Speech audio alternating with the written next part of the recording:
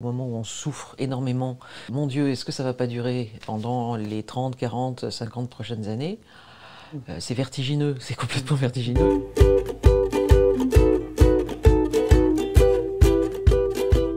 Aujourd'hui, dans ma vie avec, je reçois Natalia Trouillet. Natalia va me parler de sa vie avec la maladie, notamment. Donc Natalia est une figure de l'Église de France. Elle a été directrice de la communication du diocèse de Lyon. Elle a monté une agence de com, elle a été journaliste dans la presse chrétienne. Et aujourd'hui, elle est conférencière et elle écrit de plus en plus de livres. Et si je l'ai invitée aujourd'hui, c'est qu'elle a écrit un livre remarquable qui s'appelle « Mystère ». Alors mystère, c'est un peu un mystère. On ne sait pas si c'est les mystères de la vie, les mystères de la maladie, puisque Natalia a une sclérose en plaques dont elle va nous parler, ou les mystères du rosaire, dont le livre aussi parle, illustré par François-Xavier de Boissoudy. Donc Natalia, la première question que j'ai envie de vous poser, c'est pourquoi vous avez décidé aujourd'hui de parler de votre corps souffrant? En fait, le corps souffrant, par définition, c'est un corps qui hurle, donc qui s'exprime. On ne décide pas de le faire s'exprimer, il s'exprime. Il s'exprime d'une façon qui est assez violente, on se découvre très changé par la maladie. Mais il y a quelque chose en même temps qui s'est passé au creux de cette souffrance, le besoin d'abord de crier cette douleur à Dieu. Et ce cri, il est sorti sous forme de vers, et j'en ai été la première étonnée. Donc sous forme de vers libre, il y a aussi des alexandrins dans votre livre. Mais avant d'aborder votre livre, je voulais un peu parler de vous pour savoir, cette maladie, elle vous est tombée dessus il y a combien de temps? J'ai été diagnostiquée en 2016, mais il est probable qu'elle était là avant. Oui. Et quels sont les symptômes dans votre vie, puisque vous dites que vous souffrez, mais...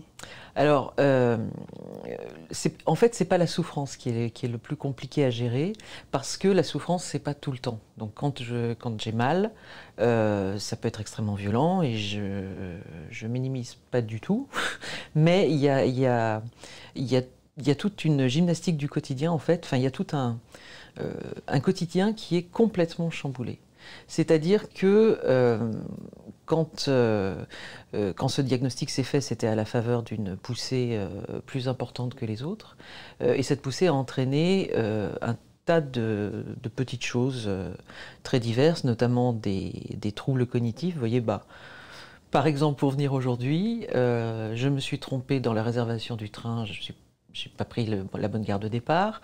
La réservation de l'hôtel, je l'ai prise pour décembre au lieu de ce soir. J'ai oublié ma carte bleue chez moi, ce qui fait que je suis les poches vides à Paris. Donc c'est ça tout le temps, c'est ça tout le temps. On ne se reconnaît plus vraiment. Et puis ce qu'il y a de très compliqué, c'est que ça affecte, bien entendu, toutes les relations avec votre entourage. Vous voulez dire, par exemple, vous êtes marié, vous avez 3 enfants, oui. Ça a changé votre rapport à dans votre famille? Forcément, la maison est devenue un lieu où la phrase que j'entends le plus souvent, c'est oh, « Chut, maman se repose ». Et pour des enfants, c'est pas forcément génial, mais bon, ils font avec, ils font comme nous, quoi.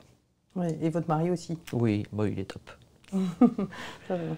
Ça vous en parlez souvent en disant que vous avez bien de la chance, oui. Ainsi que vos amis, vous êtes beaucoup appuyé sur vos amis aussi. Oui, et ça, vraiment, je me considère comme chanceuse parce que il y a beaucoup de gens qui sont atteints de cette maladie ou d'une autre qui voient le vide se faire autour d'eux.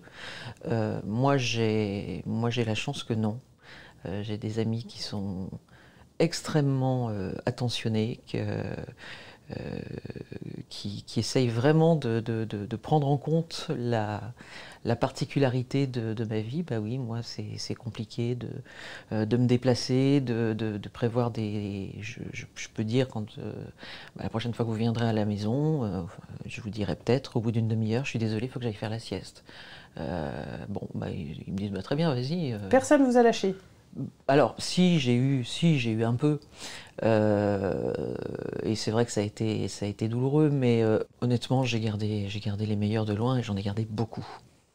Bah oui, on voit ça, vous êtes très présente sur les réseaux sociaux aussi, on voit, j'imagine aussi, pour moi, quand je vous ai connu d'ailleurs par les réseaux sociaux et vos livres, et j'aime beaucoup votre humour, j'imagine que ça fait partie aussi de la guérison.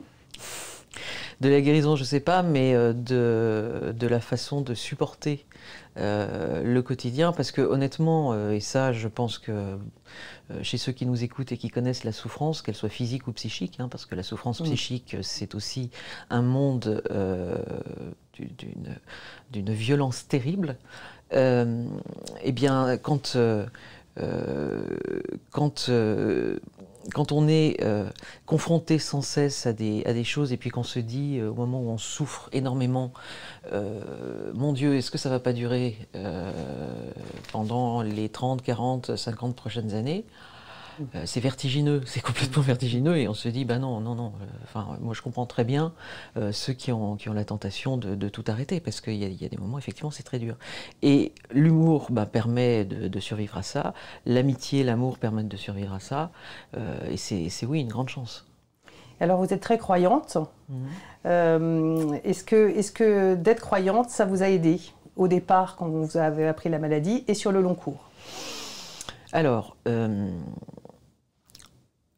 je commence à relire mon histoire en y voyant les attentions de Dieu tout au long, en fait. Mais c'est vrai que sur le moment, quand le diagnostic tombe, et puis en plus, la sclérose en plaques, personne ne sait ce que c'est vraiment.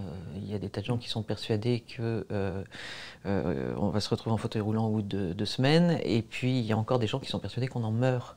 Alors, bien sûr, la qualité de vie baisse, bien sûr, il y a des choses auxquelles il faut faire attention, hein, les troubles de la déglutition, histoire de ne pas faire une fausse route, etc. Mais enfin, tout ça, ça se soigne, ça se prend en charge, et donc voilà, je vais vieillir. Si je n'ai que la sclérose en plaques, je vais vieillir. Mais en même temps, c'est un sacré coup, parce que l'image qu'on a, effectivement, c'est celle du grabat. Et quand on s'interroge un peu, quand on se tourne vers le bon Dieu, enfin moi je me souviens, je me disais, mais c'est quoi qui clochait?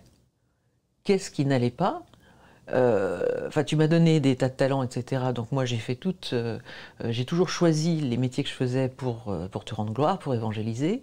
Mon premier boulot, c'était à France Bleu. Donc je me souviens qu'au moment de partir pour la presse chrétienne, j'ai eu un moment de discernement vraiment très intense. Est-ce que je suis faite pour évangéliser dans les médias non confessionnels ou est-ce que je suis faite pour aller dans les médias confessionnels et évangéliser? Donc j'ai choisi ça alors que j'avais une carrière dans le monde qui m'attendait. Vous avez coché toutes les cases. C'est ça, finalement j'étais plutôt globalement obéissante. Oui. Et voilà, je savais que voilà, j'ai la tchatch, j'ai des talents en communication, etc. Et donc je me suis tournée vers le bon Dieu en lui disant, mais qu'est-ce qui n'allait pas dans ma façon d'évangéliser? Qu'est-ce qu'il te fallait de plus, quoi? Donc vous avez accusé Dieu au départ? Ah oui, complètement. Bah oui, parce que, bon, alors après, il se trouve que j'ai écrit un bouquin sur le mal, sur la question du mal avec un dominicain, frère Olivier de Saint-Martin, paru chez MAM. Et dans ce livre, j'ai été la première à écrire que Dieu n'est pas responsable du mal, etc., etc. Bon, n'empêche que c'est le patron et qu'il y a ce mystère terrible du mal de la souffrance qu'on peut bien sûr rationaliser, qu'on peut réfléchir, etc. Mais au bout du compte, on se retrouve avec une question lancinante et la seule chose qu'on peut faire, c'est la mettre au pied de la croix. Et alors justement, parce que dans ce livre, Mystère, donc on pense tout de suite au mystère du rosaire, Oui. Donc on pense au chapelet. Oui. Est-ce que le chapelet, c'était une prière que vous faites depuis que vous êtes toute petite avec vos parents? Non, pas du tout. Pas du tout. Mes parents sont pas du tout de cette culture catho-là. Ils sont plus de la culture qu'on appelle aujourd'hui catho de gauche. C'est-à-dire qu'on était dans une paroisse avec un prêtre absolument extraordinaire dans un quartier de Grenoble qui n'était pas le plus riche, loin de là. Et en fait, voilà, ce prêtre accueillait toute la misère du monde, mais vraiment toute la misère du monde au sens propre, c'est-à-dire qu'il y avait des SDF, des personnes qui sortaient de prison, qui ne savaient pas où aller, des toxicomanes. Il y avait des étudiants qui étaient logés là par l'office HLM du coin, parce qu'évidemment c'était des logements pas chers du tout. Donc beaucoup d'étudiants étrangers étaient là, et comme ils venaient à la paroisse, les étudiants péruviens, chiliens, il y a une association d'aide aux gens qui vivaient au Chili et qui vivaient au Pérou, qui sont nés. Finalement, la paroisse la plus pauvre de Grenoble, qui était solidaire des plus pauvres de là-bas. Enfin, donc il était dans l'action, pas tellement dans la contemplation. Voilà, alors comment vous êtes venu au chapelet? Alors si lui, il n'a pas l'air de vous avoir beaucoup inspiré de ce côté-là en tout cas. Non, et du coup, en fait, bon, après j'ai tracé ma route, j'ai appris d'autres manières de parler, etc., de penser, de croire. Et puis le chapelet vraiment, c'est le frère Olivier de Saint-Martin, qui à l'époque dirigeait le pèlerinage du Rosaire, qui m'a appelé et qui m'a dit, c'était juste avant le diagnostic de sclérose en plaques était quelques mois après. Et il m'a dit, on ne se connaît pas, mais j'aime beaucoup ce que vous faites. Est-ce que ça vous dirait de venir faire la communication du pèlerinage du Rosaire? Alors j'ai découvert qu'il y avait un pèlerinage du Rosaire, ce que j'ignorais totalement. J'avais vaguement entendu parler du national comme tout le monde, quoi, comme tout catho, mais voilà, je ne connaissais pas du tout. Et donc c'est le pèlerinage des Dominicains qui a lieu lors de la fête de Notre-Dame du Rosaire chaque année, donc tout début octobre. Et il me dit, bah, tu viens et puis tu emmènes qui tu veux pour faire la communication. Vous priez déjà le chapelet? Pas du tout. Pas du tout, jamais. Non, jamais. Pour moi, c'était un truc qui me concernait pas, en fait. Les gens qui priaient le chapelet, le seul exemple que j'avais, c'était ma grand-mère qui était morte depuis longtemps. J'avais quand même pris un chapelet, là, c'est la seule chose qui me reste d'elle, après sa mort. Je ne sais pas pourquoi. Bon. Maintenant, vous savez. Bah oui. Et puis donc, quand on est arrivé à Lourdes, moi j'avais demandé à des tas de gens, artistes, communicants, etc., de venir pour vraiment faire la com de ce pèlerinage. Et j'avais demandé à François-Xavier de Boissy, en fait. C'est là que je l'ai rencontré pour la première fois, puisque je l'ai contacté en lui disant, est-ce que ça vous dirait de venir au Rosaire? Il m'a dit, ah bah oui, tiens, j'ai jamais été. Et donc il est venu à Lourdes avec nous, et notre rencontre s'est faite sur une expérience baptismale très forte, qui a été le fait que le frère Olivier de Saint-Martin nous a dit, vous faites la communication du Rosaire, donc vous vivez vraiment le Rosaire, allez hop, tout le monde aux piscines. Personne n'en est large, parce que la piscine c'est pour les malades, et puis c'est pour ceux qui ont une foi un peu la foi du charbonnier. On se trouve toujours des tas de raisons de ne pas aller aux piscines, et en fait c'est une expérience absolument époustouflante. Et on est sorti de là, François-Xavier est sorti du côté des hommes, moi du côté des femmes, on s'est retrouvés sous une pluie battante, heureux, comme tout, on avait vécu quelque chose de... Voilà, ce bain dans les piscines avait été extraordinaire. Vous êtes retourné depuis que vous êtes malade oui, 2 fois. Oui. Ah oui. 2 fois. Et à chaque fois, c'est un émerveillement, quoi, parce que c'est une expérience profonde de dépouillement. Je parlais de baptême tout à l'heure, je disais que c'était une expérience baptismale. Et dans le baptême, il y a cette idée qu'on plonge dans les eaux de la mort et on ressuscite. Et là, c'est de cet ordre-là. C'est de cet ordre-là, avec des gens, les hospitaliers qui sont là et qui sont d'une infinie délicatesse avec vous. Mais j'en pleurais. Voilà. Et donc, déjà, juste avant le diagnostic de la maladie, rencontre avec François-Xavier au Rosaire, là où j'ai appris à... Et alors le Rosaire, justement, la première fois que vous avez fait un chapelet, alors? Bah, c'était là-bas. Et ça a changé quelque chose? Parce que pour que vous écriviez un livre comme ça, avec tous les mystères, les 20 mystères, notamment sur la transfiguration, donc, qui touche le corps, la passion, c'est vraiment un livre écrit comme un poème épique, qui a un petit peu d'accent de l'Apocalypse. Qu'est-ce qui vous touche aujourd'hui? Qu'est-ce qui vous aide dans votre maladie avec ce chapelet? En fait, un truc très simple, c'est que c'est un geste d'incarnation très facile. Il y a beaucoup de recherches en ce moment dans l'Église. Oui, alors quel est le meilleur moyen de prier? Est-ce que la méditation venue d'Asie peut nous aider? Est-ce que la position dans laquelle on se met spontanément ou dans laquelle on nous a appris à nous mettre, qui est la génuflexion, est la meilleure pour prier? Est-ce qu'il ne vaut pas mieux être assis? Est-ce qu'il ne vaut pas mieux, etc. Bon. Là, vous avez un truc qui est tout bête. C'est des petits grains de bois qui sont unis les uns aux autres par un lien très fort. Et vous pouvez faire ce geste. Voilà. Et en faisant ce geste, j'arrive encore à le faire, Dieu merci, et je pense pouvoir arriver à le faire encore un petit moment, parce que pour l'instant, voilà, c'est une partie qui n'est pas touchée. Du coup, la prière elle prend chair. Voilà. Elle prend chair, et puis on caresse... C'est à je précise. Oui.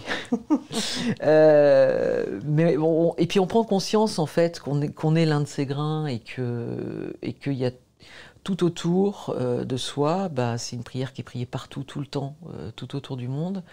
Enfin voilà, ce geste a quelque chose de très réconfortant, parce que même quand on n'arrive pas, parce qu'on souffre trop, ni à réciter les prières, soit Je me serais Marie, soit les autres, ni à méditer les mystères, ce qui est mon cas le plus souvent, on peut quand même faire ce geste qui montre au Seigneur notre intention de prier. Et c'est déjà une prière, l'intention de prier, en fait, quand on n'y arrive pas. Ah, merci beaucoup. Malheureusement, je vais devoir vous poser plus qu'une question. Oui. C'est très frustrant. Justement, parmi ces 5 mystères, quel est celui qui vous aide le plus? Est-ce que c'est le mystère douloureux ou est-ce que... Ça dépend vraiment des moments, en fait. Parce que les mystères du rosaire donc, suivent une progression, j'allais dire chronologique, qui est de l'Annonciation au couronnement de Marie.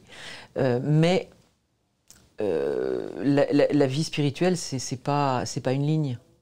C'est un labyrinthe, à la limite c'est une spirale, mais on va un petit peu du côté de la douleur, un petit peu du côté de la joie, on repasse par la douleur, et puis il y a les mystères glorieux ensuite, et puis ensuite on revient, enfin c'est ça toute la vie, hein, la vie spirituelle, il n'y a aucune linéarité, enfin pas chez moi en tout cas.